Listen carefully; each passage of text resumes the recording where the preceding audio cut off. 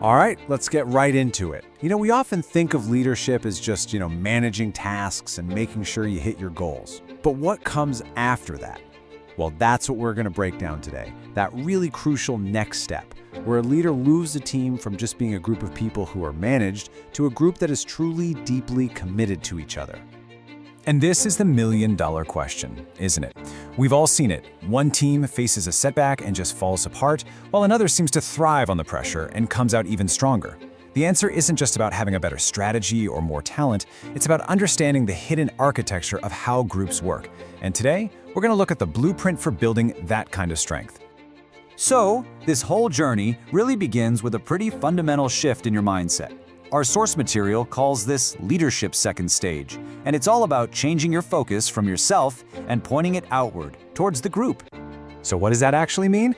Well, it means you've pretty much gotten the hang of managing yourself and your own work. Now, the real challenge starts. Mastering the complex, sometimes messy, but incredibly rewarding art of leading other people. It's not just about your performance anymore. It's about your connection and your relationship with the team as a whole. And that brings us to the absolute bedrock of building that connection. Because real, genuine commitment, it's not just logical, it's emotional. It's all about creating this invisible, but really powerful emotional glue that holds a group together when things get tough. And this emotional glue actually has a name. It's called affective responses. But here's the thing, these aren't just random, fuzzy feelings. They are very specific emotions and values that are forged and made stronger only when a group goes through something significant together. And this lays out the process perfectly. As a leader, you can actually create this intentionally. So step one, you create some kind of shared experience. It could be a really tough project, a day volunteering, or even navigating a crisis together. Then step two, through that experience, you're actively reinforcing the group's core feelings and values. And the result of all that? Step three, strong, authentic group commitment. Okay, but building this kind of foundation, it's not always going to be a smooth ride. We have to talk about the elephant in the room for any group, conflict. And the source material is really clear about this. Conflict is an inevitable and actually a really crucial part of the whole journey.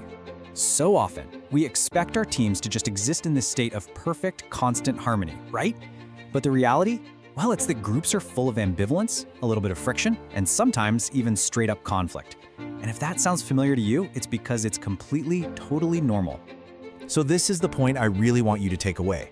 When that tension and conflict bubble up, it doesn't mean you failed as a leader. It actually means your group is making progress. You could almost say conflict is a sign of a healthy group. It shows people are engaged enough to disagree and invested enough to push back. The real test isn't avoiding conflict, it's about how you navigate it. Which, of course, leads us to the big question. If those shared feelings are the glue holding everyone together, but conflict is the force constantly trying to pull it all apart, what's the single most powerful tool a leader has to keep it all from unraveling?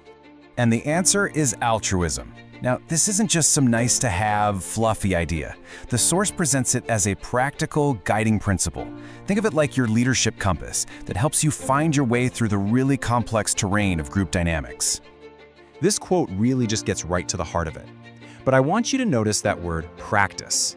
Altruism isn't some personality trait you either have or you don't. It's an active, ongoing choice you make as a leader, again and again, to put the well-being of the group first. So what does practicing altruism actually do for you? Well, for one, it helps you clarify all those messy interpersonal goals that exist between people, not just the goals on a spreadsheet. It becomes your framework for navigating those challenges that you know are coming. And ultimately, it's what lets you effectively guide a diverse community, where all those different viewpoints aren't just tolerated, they're essential. All right, so let's tie this all together. Here are the key takeaways. First, real leadership means shifting from me to we. Second, that we is bonded together by shared feelings, that emotional glue. Third, that bond is going to be tested by conflict. It's normal and predictable. And finally, altruism is the compass, the guiding principle that gets you through that test and makes the entire group stronger on the other side. And that brings us to the end. But of course, the learning doesn't stop here.